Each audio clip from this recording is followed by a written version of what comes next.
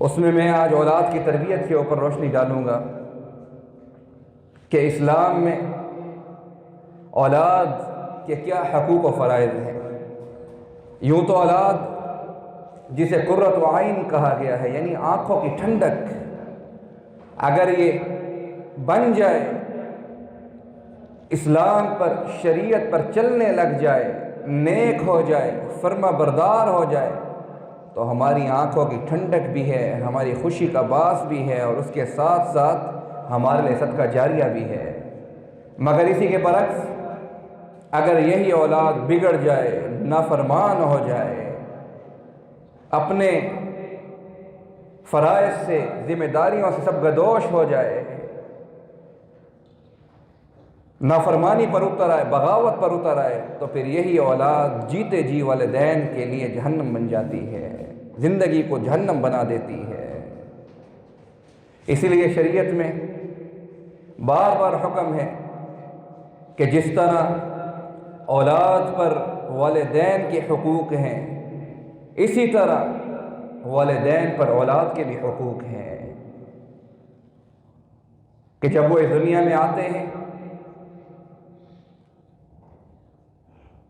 تو ان کی والدین پر ذمہ داری بنتی ہے کہ دو طرح سے ان کی تربیت کی جائے۔ ایک ان کی ظاہری تربیت پر بھی زور دیا جائے، اور دوسرا باطنی تربیت پر بھی زور دیا جائے۔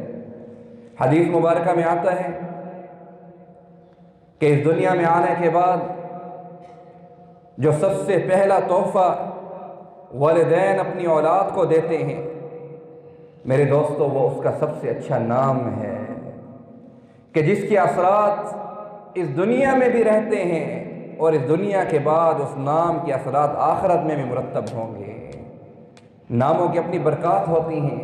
اب اتنا وقت نہیں کہ میں اس چیز کے اوپر روشنی ڈالوں، تو ہمیشہ جب بھی کسی کا بیٹا پیدا ہوتا ہے، بیٹی پیدا ہوتی ہے، تو کوشش کیا کریں کہ شریعت کی روشنی میں ان کے اسلامی نام رکھا کریں۔ ان ناموں کے بھی بڑے اثرات ہوتے ہیں آگے چل کر۔ صحابہ کرام پر نام رکھیں، انبیاء کے اوپر نام رکھیں، اس طرح بچیاں ہیں تو ان کے صحابیات پر نام رکھیں، اچھے اچھے جو نام ہیں بزرگوں کے وہ نام دیکھیں برکتوں والے، تاکہ ان ناموں کے اثرات سے بھی ان کی زندگیوں میں برکتیں آئیں، خیریں آئیں، اور ان کے اوپر اچھے اثرات مرتب ہوں۔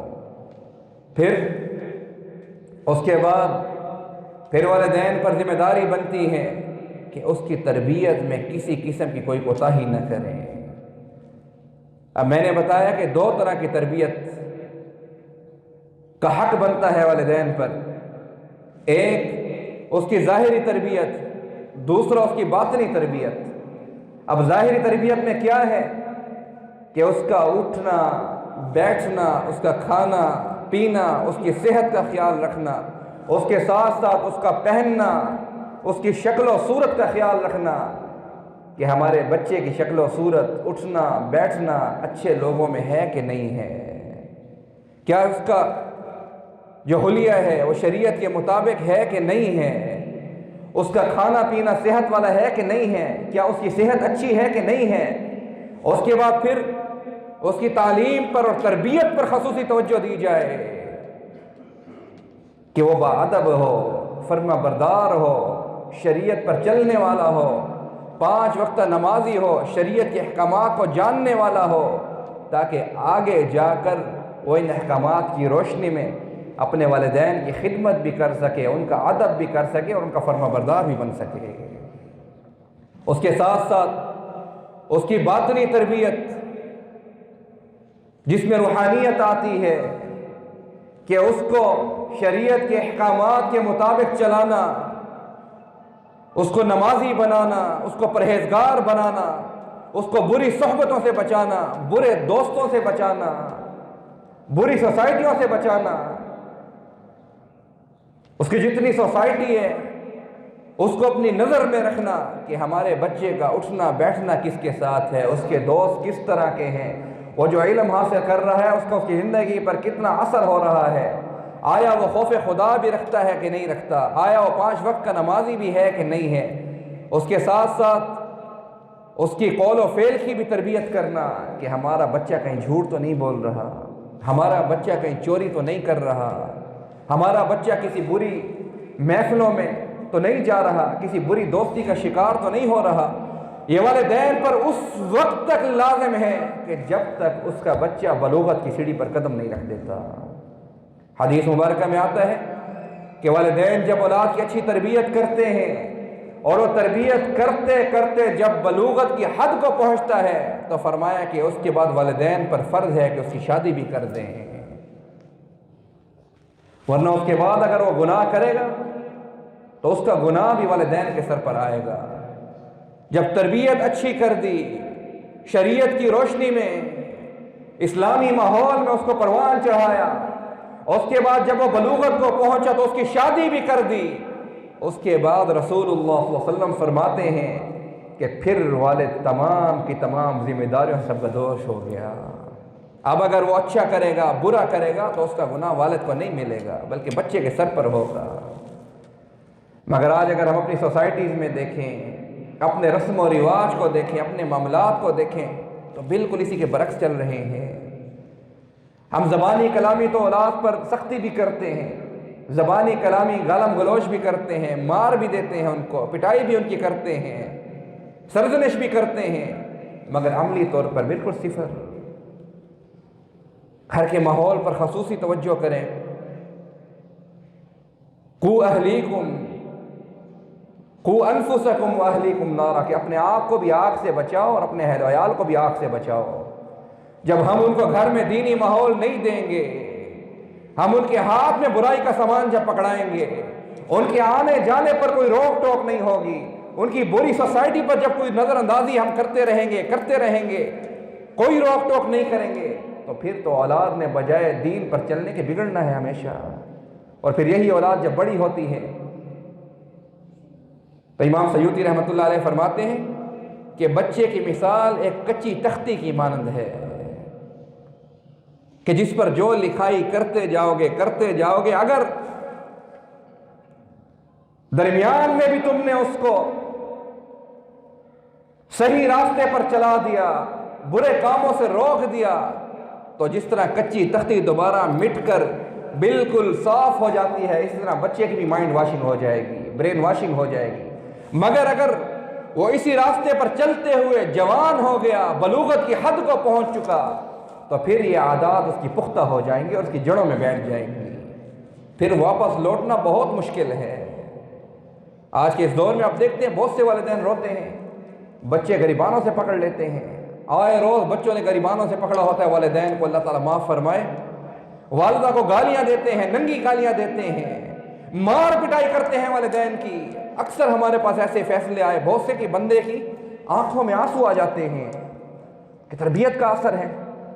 جب گھر میں ماحول دینی نہیں ہوگا، بچہ یا بچی دن رات موبائل پر لگے ہوئے ہیں، ہم اس پر بھی توجہ نہیں دیں گے، سختی نہیں کریں گے کہ کس کے ساتھ رابطے میں ہے، کیا چیز دیکھی جا رہی ہے۔ آج کل تو برائی ہاتھوں میں، جیبوں میں ہے، اگر اس موبائل کا اچھا استعمال کریں تو ٹھیک ہے، نہیں تو برائی اتنی ہے کہ ایک ایپ کے اوپر، ایک سائٹس کے اوپر اگر آپ نہ بھی چاہیں تو آپ کو برائی دیکھنی پڑتی ہے۔ اب یوٹیوب کو دیکھیں، اگر آپ قرآن پاک کی تلاوت بھی سن رہے ہیں، کوئی اچھا کوئی دینی ٹاپک آپ دیکھ رہے ہیں، کوئی دینی کوئی پروگرام آپ دیکھ رہے ہیں، تو اس میں بھی ہر 5 منٹ کے بعد 10 منٹ کے بعد ایک وقفہ آتا ہے اور اس میں آپ دیکھیں کہ کیا کیا لغویات، کیا کیا فحاشی دیکھنے کو ملتی ہے، اور وہ دیکھنی پڑتی ہے۔ آپ چاہتے ہوئے بھی اس کو نہیں ہٹا سکتے، وقفہ آپ کو دیکھنا پڑتا ہے۔ تو برائی قدم قدم پر اتنی عام ہے میرے دوستو۔ پھر اس زمانے میں گھروں میں داخل ہونا بڑا مشکل تھا، خط لکھے جاتے تھے، عام باتیں ہیں۔ اگر کسی کے ساتھ پیار و محبت بھی ہوتی تھی تو بڑا ایک مشکل اس کا یعنی ایک پورا ایک پروسیجر ہوا کرتا تھا۔ بچی کا گھر سے بھاگنا اتنا آسان نہیں ہوا کرتا تھا، مگر اس کے برعکس اگر آج اس دور پرفتن میں دیکھیں کہ یہ پرزہ، یہ موبائل ہمارے ہاتھ میں ہے، اور یعنی لاکھ پردوں کے باوجود بھی، لاکھ دروازے مقفل ہونے کے باوجود بھی ایک بچہ یا بچی پوری دنیا سے کنیکٹڈ ہے۔ رات کو سوئے ہوئے ہیں، رضائی کے اندر کیا ہو رہا ہے، اکیلے کمرے میں کیا ہو رہا ہے، موبائل اس کے پاس ہے، کن کن لوگوں سے وہ کنیکٹڈ، یہ والدین کی ذمہ داری ہے۔ اب میں اس موضوع کو چھیڑنا نہیں چاہتا مزید، یہ دیکھیں اپنے گھروں میں، اس طرح شریعت کہتی ہے کہ جب بچی جوان ہو جائے تو اس کو پردہ کرواؤ۔ میں آج خصوصی یہ اپنے دوستوں کی فرمائش پر یہ موضوع میں نے اٹھایا ہے، یہ میں ضروری سمجھتا ہوں، اپنے کزنوں سے اس کا پردہ کرواؤ۔ اس طرح اور گھر میں اگر کسی کا آنا جانا ہے اس سے ان کا پردہ کرواؤ، یہ ضروری ہے، اسلام کہتا ہے۔ پھر بعد میں روتے ہیں، چلاتے ہیں کہ غیر ضروری جن لوگوں کا، چاہے وہ محرم ہے نہ محرم ہے، جو بھی گھروں میں آتے جاتے، معاملات خراب ہو گئے، بچیاں گھر سے بھاگ گئیں، حتیٰ کہ شادی شدہ خواتین، اللہ تعالیٰ معاف فرمائے، کتنے واقعات ہمارے سامنے آتے ہیں، مجھے کوئی دہرانے کی ضرورت نہیں ہے کہ ناشنا کے ساتھ بھاگ گئیں۔ کیوں؟ کہ ہم نے کبھی اس چیز پر توجہ ہی نہیں دی۔ جب شریعت، ہمارا خدا، ہمارا اللہ پروردگار ہمیں حکم دیتا ہے، ہمارے رسول ہمیں تلقین فرماتے ہیں کہ اپنی ازواج کا پردہ کرواؤ، اپنی بچیوں کا پردہ کرواؤ، گلی پر ایسے نہ نکلیں کھلے منہ کہ دنیا کی بری نظریں ساری کی ساری ان کے چہروں پر پڑیں۔ آج ہم کتنا اس پر عمل کر رہے ہیں؟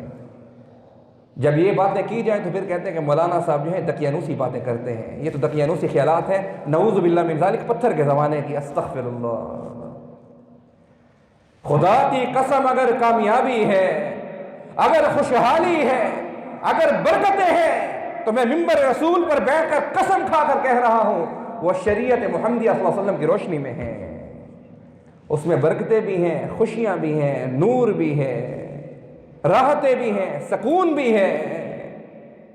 آج جتنا جتنا ہم دین سے ہٹتے چلے جا رہے ہیں، ہر کو بے سکونی کا شکار ہے، رات کو نیند نہیں آتی، ہر وقت ذریعہ معاش کی پریشانی میں ہے، ہر وقت 99 کے چکر میں ہے، ہمارا 100 پورا نہیں ہو رہا، اولاد کی وجہ سے پریشان ہے۔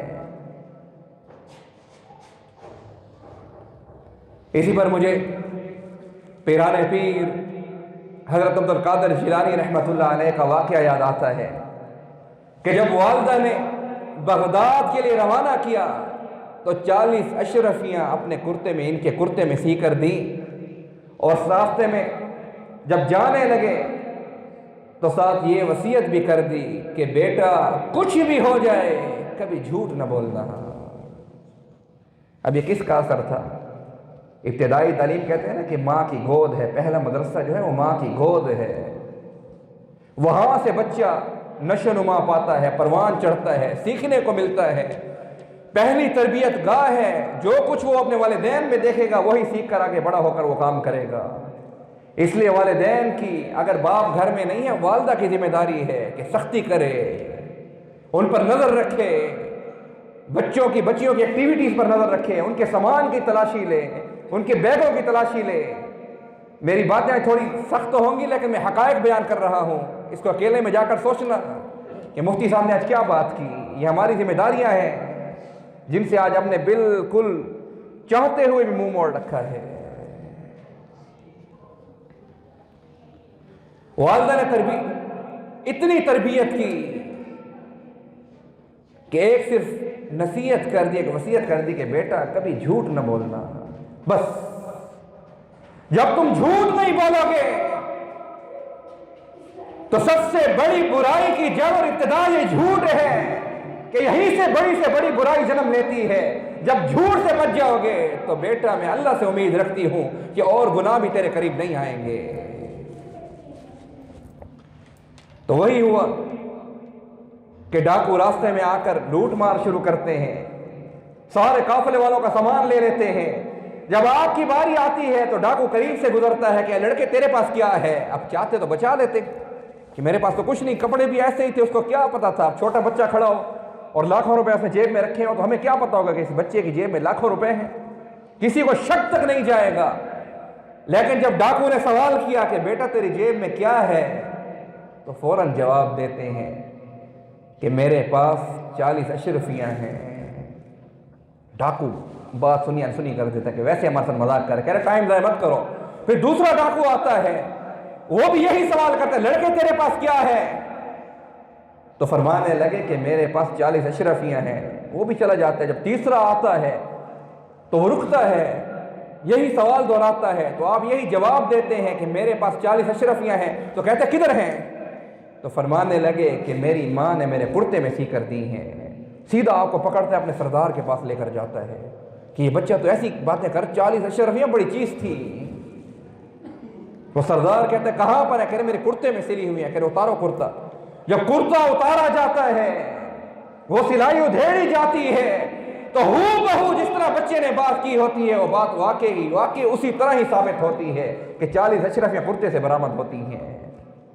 اب سردار بالکل پریشان ششدر رہ جاتا ہے، حیران ہو جاتا ہے، اور ٹکٹکی باندھ کر آپ کو دیکھتا ہے کہ کیا تجھے پتہ نہیں ہے بچے کہ ہم ڈاکو ہیں؟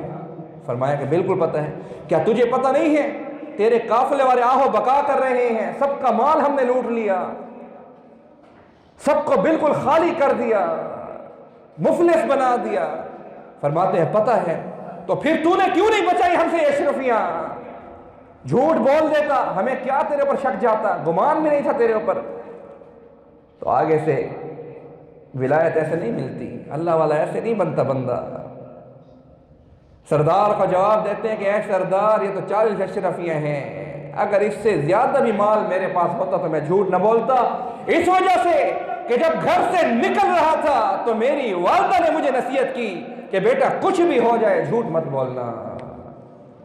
تو مجھے والدہ کی وہ نصیحت یاد آئی کہ میں جھوٹ بولوں نہ بولوں، بولوں نہ بولوں۔ وہاں سے والدہ کی نافرمانی سامنے تھی، وہاں سے رب کا حکم تھا یا ایھا الذین آمنوا قولوا قولا سدیدا، کہ اگر تمہیں پھانسی کے تختے پر بھی چڑھا دیا جائے تو ہمیشہ سچ بولنا، ہمیشہ سچ بولنا، ہمیشہ سچ بولنا۔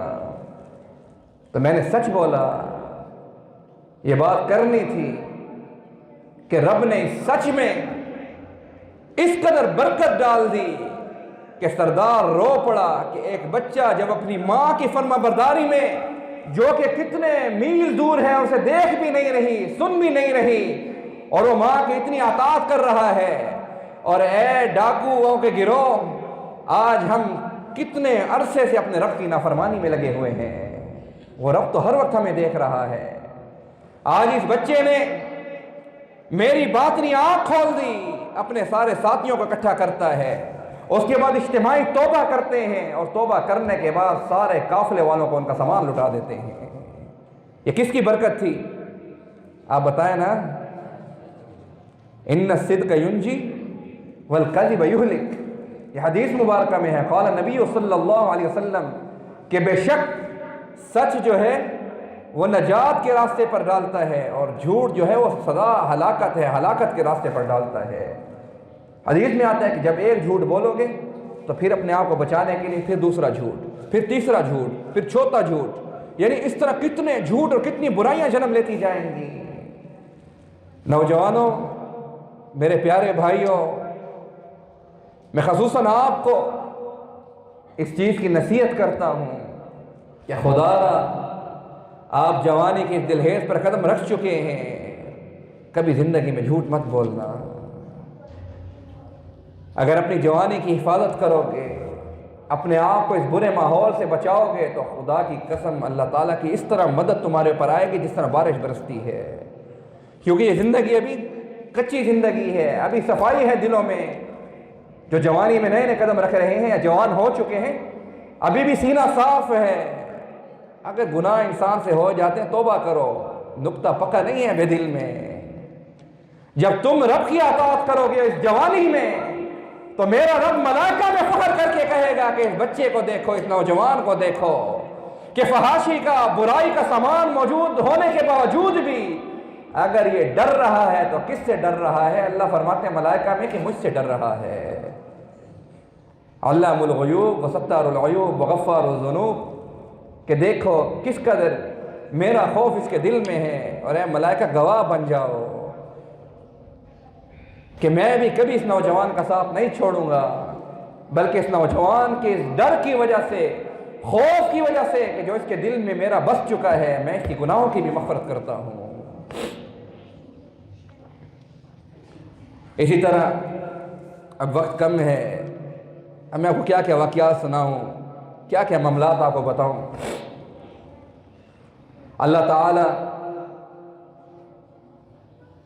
کی عطا ہے यहब लिमन यशाअ इनासा व यहब लिमन यशाअ ज़ुकूर औ युज़व्विजुहुम ज़ुकराना व इनासा व यजअलु मन यशाअ अक़ीमा इन्नहु अलीमुन ख़बीर।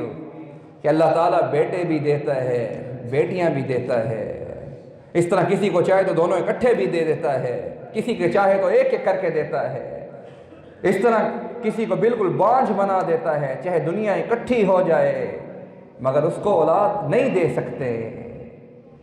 बेशक वो बड़े इल्म वाला और बड़ी खबर रखने वाला है, बड़ी कुदरत वाला है हमारा परवरदिगार जिसने हमें बनाया।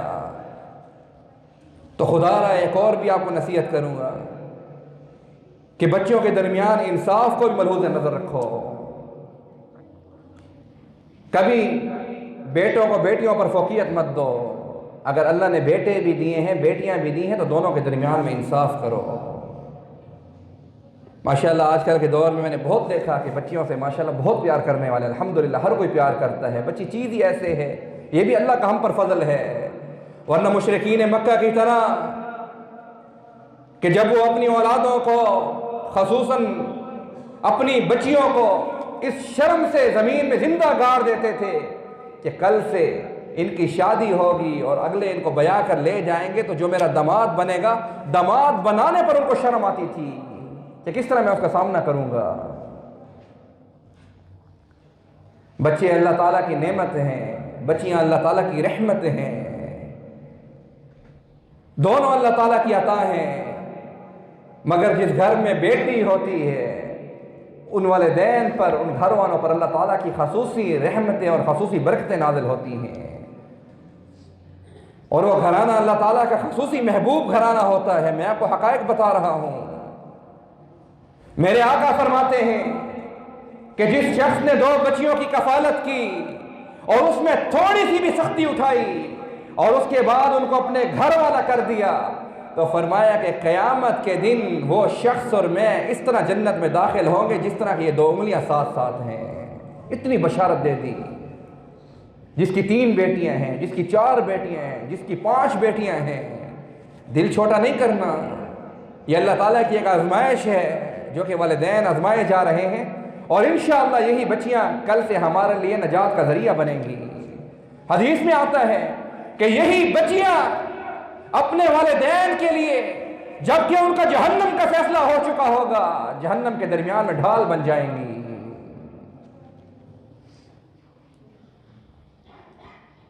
आज हमने दिल इतना तंग किया होता है कि किसी के घर में बच्ची पैदा हो जाए। मैं खुद कितने फैसले कर चुका हूँ, यानी दिल खून के आंसू होता है।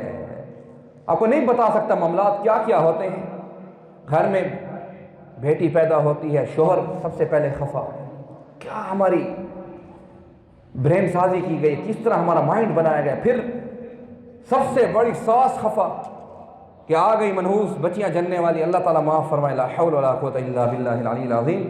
अगर कोई सास मोहतरमा से पूछे कि आप कौन है, आप कोई तीसरी मखलूक हैं, आप किसी की बच्ची नहीं है जो बया कर इस घर में आई थी, आप किसी की बेटी नहीं है। और क्या कहते हैं कि हम जिन्स की दुश्मन, यानी औरत की दुश्मन है। वो चाहती है कि घर में औरत पैदा ना हो। इस तरफ की आता है। हमेशा शादी के बाद एक बात याद रखना, औलाद जो है वो मर्द के माथे से है, मर्द के नसीब से है, और रिज़्क जो है वो बीवी के माथे और बीवी के नसीब से मिलता है। आज हम उलट चल रहे हैं। हम बीवी को कहते हैं कि तू औलाद दे हमें, और रिज़्क जो है हम लड़के के माथे से तलाश करते हैं कि लड़का इस तरह हो, इस तरह हो, इस तरह हो। हम बिल्कुल शरीयत के बरख चलते हैं। फिर बच्चियां कई बैठी हैं घरों में, जी हमारे अगर मयार का रिश्ता आएगा तो हम देंगे। बच्चे वाले हैं तो जी बच्ची वाले गरीब हैं, अगर हमारे मयार का इससे अच्छी को मिल जाए तो हम रिश्ता करेंगे, हसब नसब को देखेंगे। हालांकि यह सरासर गुनाह है। बच्ची वालों को चाहिए कि जब कोई अच्छा नेक रिश्ता मिल जाए, अगरचे वो हसब नसब में कम हो कोई परवाह नहीं, अगरचे वो गरीब हो, अपना पेट इज्जत के साथ पाल रहे हो कोई परवाह नहीं, लड़का शरीफ हो, दीनदार हो, कल से बच्चियों को खुश रखेगा। हम हसब नसब को देखें, उमरा में चले जाएं, अगर कल से बच्चा ख़राब निकला, जो आजकल हर रोज़ फैसले होते हैं कि शादियों के बावजूद भी लड़कों के नाजायज़ ताल्लुकात, फिर उसमें तलाक हो जाना। जी मेरी तो पसंद की शादी थी नहीं, मैं तो इस औरत के साथ इस बेटी के साथ, इस बीवी के साथ गुजारा नहीं कर सकता। कितने मामलात आयर और तलाक के इसी वजह से हैं। फिर बच्चे वालों को चाहिए कि वो हमेशा गुरबात और गरीब बच्चियों को सहारा दें। खुदारा इस जहेज की लानत को छोड़ें, इन डिमांड्स को छोड़ें। शरीयत कहती है कि वालिदैन को चाहिए अपनी विरासत में, अपने तरके में अपनी बच्चियों को हिस्सा दें, जहेज को छोड़ें। आज हम बिल्कुल उसी के बरक्स हैं। जहेज में तो वो लाखों रुपए के खर्चे कर देते हैं। शादियों में वालिदैन मकरूज हो जाते हैं कि हमारी नाक कट जाएगी, हम क्या करेंगे। और जब विरासत की बात आती है तो भाई सबसे बड़ा मुखालिफ होता है। आपस में तकसीम नहीं हो पा रही, उसे जिदाद, एक भैया का सब पर काबिज हो जाता है, या भाइयों में आपस में लड़ाइयाँ हो जाती हैं। मेरे दोस्तों, देना तो वैसे भी है क्योंकि शरीयत का हुक्म है, मरने के बाद तो वैसे सब कुछ पराया है। क्यों ना अपनी जिंदगी में, अपनी मौजूदगी में सबको अपना अपना हिस्सा अपने हाथों से दे दो, ताकि जाने के बाद कल से कोई मामला ऐसा ना हो। मैं बहुत पते की बात कर रहा हूं।